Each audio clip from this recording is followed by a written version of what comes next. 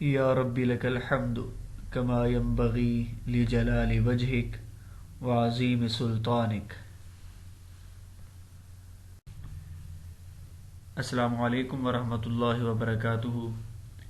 عزیز طلباء کرام و طالبات، میں پروفیسر محمد عمار اصغر آپ کی خدمت میں حاضر ہوں۔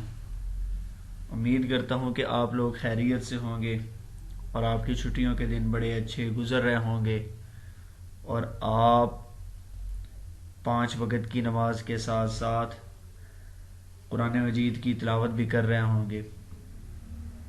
تو آج سورۃ التحریم کے حوالے سے ترجمۃ القرآن کا لیکچر ہم لیں گے، اور اس حوالے سے اللہ رب العزت کے کیا احکامات ہیں ان کو جانیں گے۔ تو چلیے شروع کرتے ہیں۔ عزیز طلباء و طالبات، اس لیکچر میں ہم سورۃ التحریم کا تعارف پڑھیں گے کہ قرآن مجید میں اس سورت کا کتنواں نمبر ہے،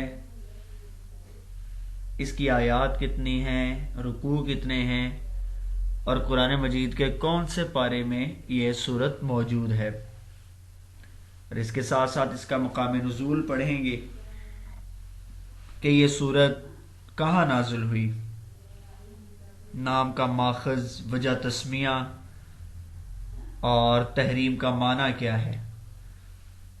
عزیز طلباء اکرام، اس کے ساتھ ساتھ مرکزی موضوع دیکھیں گے کہ سورۃ التحریم کے مرکزی موضوع کون سے ہیں، بنیادی مضامین اس کے کون سے ہیں، اور آپ علیہ الصلاۃ والسلام کو حلال چیزوں کے بارے میں اللہ کی طرف سے کیا ہدایات دی گئی ہیں، اہل ایمان کو اللہ کی طرف سے کیا حکم دیا گیا ہے کہ وہ آگ سے بچ جائیں، اور عزیزان من توبۃ النصوح کے حوالے سے پڑھیں گے ہم اہل ایمان سے اللہ نے کیا خطاب کیا، اور اپنی نعمتوں کا تذکرہ کرنے کے بعد کافروں کا کیسا انجام بیان کیا گیا ہے، اور جہاد کا حکم، اور جہاد کے حکم کے بعد اس سورت کے آخر میں چند خواتین کا تذکرہ ہے، اس کو ہم پڑھیں گے۔ تو سب سے پہلے ہے تعارف۔ تعارف میں اس سورت کا نمبر قرآن مجید میں 66 ہے، اور یہ پارہ نمبر 28 میں موجود ہے، اور اس کے کل رکوع 2 ہیں، اور اس کی کل آیات 12 ہیں۔ عزیز طلباء و طالبات، سورۃ التحریم کے تعارف میں اگلی چیز ہے کہ مقام نزول، یہ کہاں نازل ہوئی؟ تو یہ سورت مدینہ منورہ میں نازل ہوئی، اور پھر تحریم کا معنی حرام کرنا، تحریم کا معنی ہے حرام کرنا، اور اگر ماخذ اور وجہ تسمیہ دیکھا جائے تو اس سورت کا نام اس کی پہلی آیت میں موجود ہے۔ ارشاد باری تعالی ہے، یا ایھا النبی لم تحرم ما احل اللہ، اے پیغمبر آپ ان چیزوں کو کیوں حرام کرتے ہیں اپنے اوپر جن کو اللہ نے آپ کے لیے حلال قرار دیا ہے۔ تو یہ اس سورت کا نام اس آیت سے ماخوذ ہے۔ عزیز طلباء اکرام، اب جب کہ ہم جان چکے ہیں کہ سورۃ التحریم کا تعارف، مقام نزول، نام کا ماخذ، تحریم کا معنی کیا ہے، تو اگلی بات ہم دیکھتے ہیں وہ ہے مرکزی موضوع۔ تو سورۃ التحریم کے مرکزی موضوع میں 2 چیزیں ارشاد فرمائی گئی ہیں، 2 چیزوں کے حوالے سے گفتگو کی گئی ہے۔ نمبر 1، سورۃ التحریم کا مرکزی موضوع معاشرتی اور ازدواجی زندگی کے لیے ہدایات پر مشتمل ہے، اور اس کے ساتھ ساتھ میاں بیوی کی باہمی ذمہ داریاں کیا ہیں، ان ذمہ داریوں کے حوالے سے بتایا گیا ہے۔ عزیز طلباء و طالبات، اب بڑھتے ہیں اس کے بنیادی مضامین کی جانب۔ تو سب سے پہلے سورۃ التحریم کا آغاز ہے۔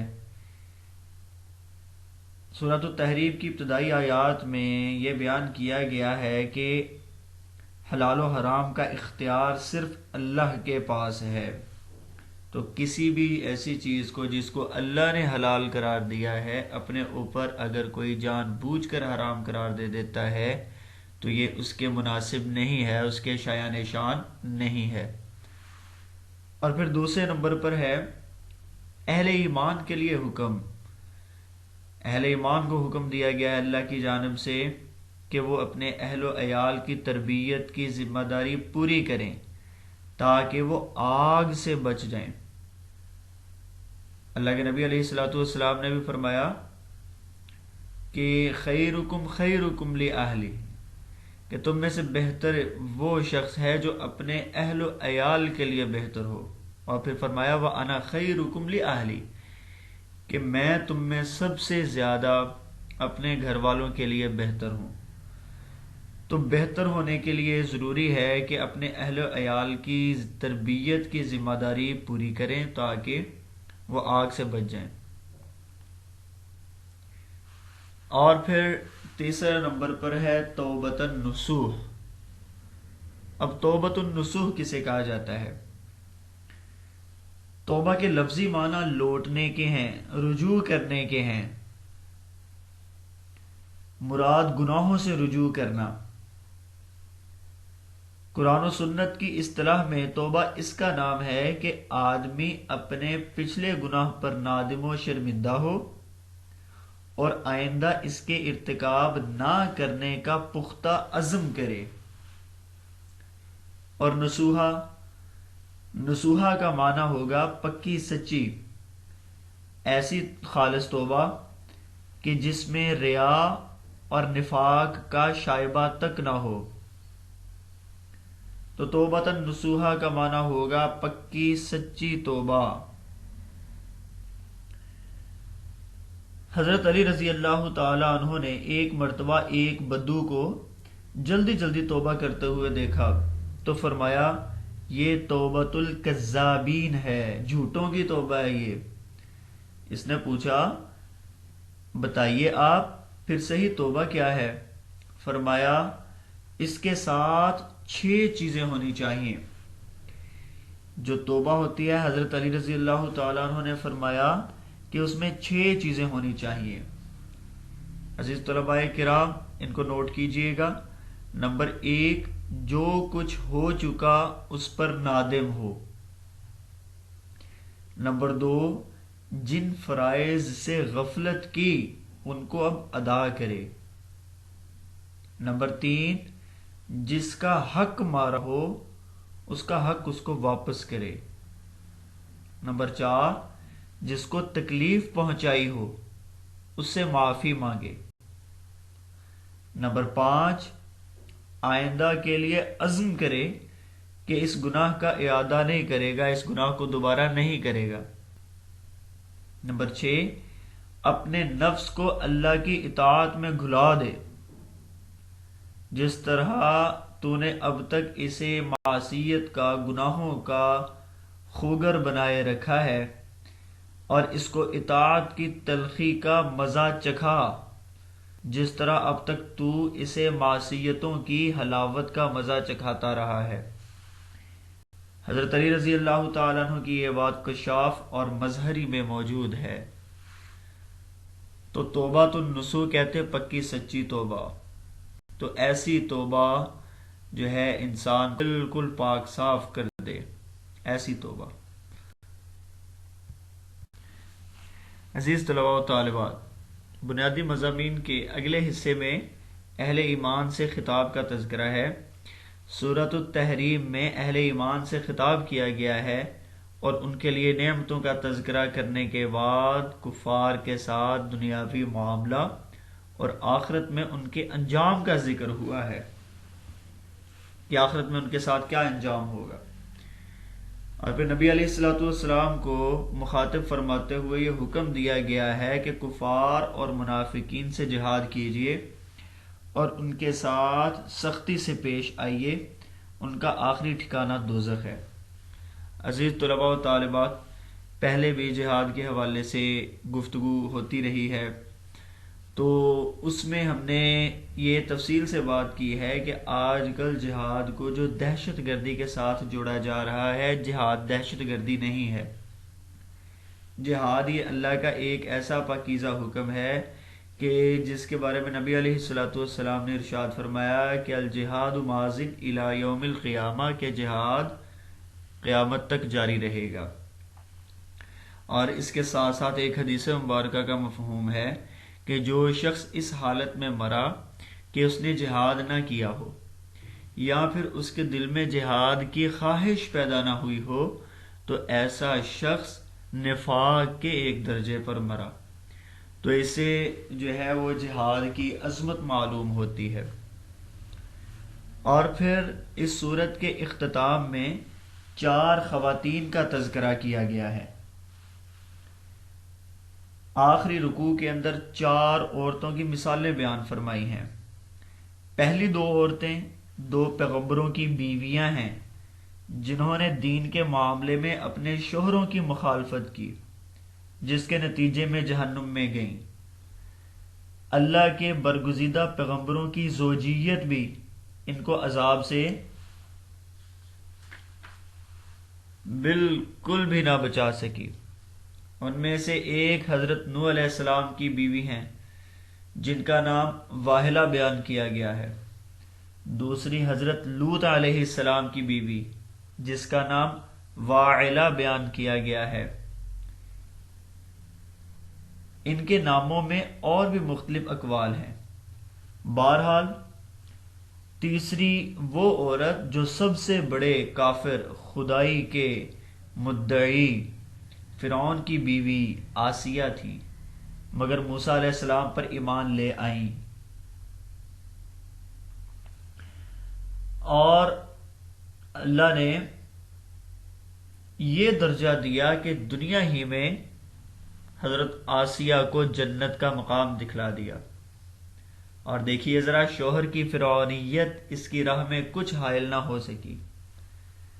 چوتھی حضرت مریم علیہ السلام ہے جو کسی کی بیوی نہیں ہے، مگر ایمان اور اعمال صالحہ کی وجہ سے اللہ تعالیٰ نے ان کو یہ درجہ دیا کہ ان کو نبوت کے کمالات عطا کیے، اگرچہ جمہور امت کے نزدیک وہ نبی نہیں ہیں، لیکن بہرحال اللہ کی طرف سے بڑی معزز اور برگزیدہ خاتون تھیں۔ اب تیسرے نمبر پر جو ہے وہ فرعون کی بیوی کا تذکرہ ہے۔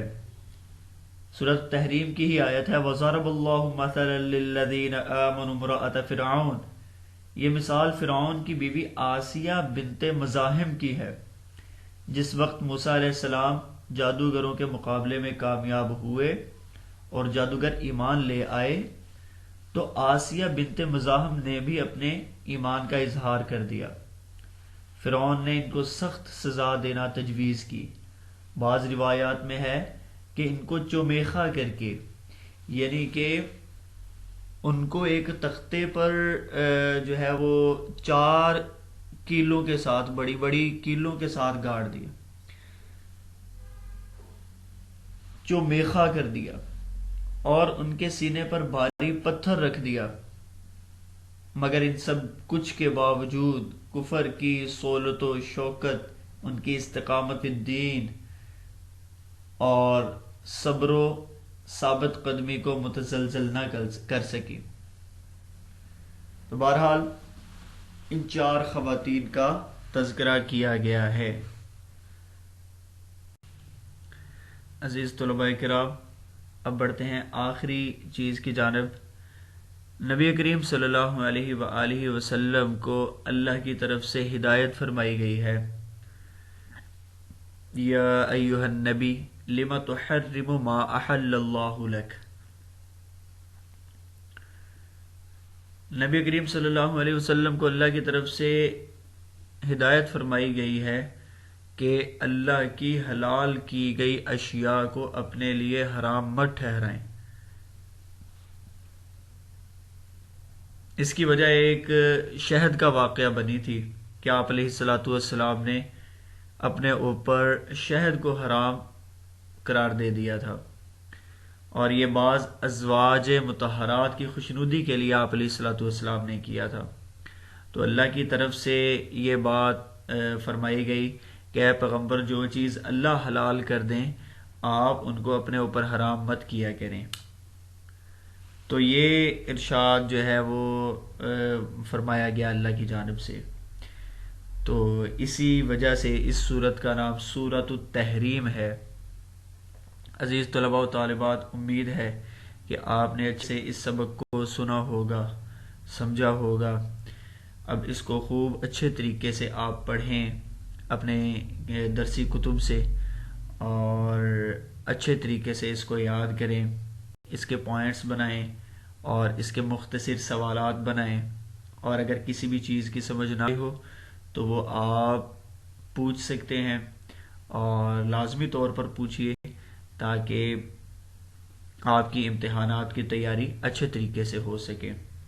اپنا خیال رکھیے گا، نمازوں کی پابندی کیا کریں، اور تلاوت قرآن مجید بھی جو ہے وہ لازمی کیا کریں، اور اپنی قیمتی دعاؤں میں اپنے والدین کو ضرور یاد رکھا کریں، اور اپنے اساتذہ کرام کو بھی۔ وآخر دعوانا ان الحمد للہ رب العالمین۔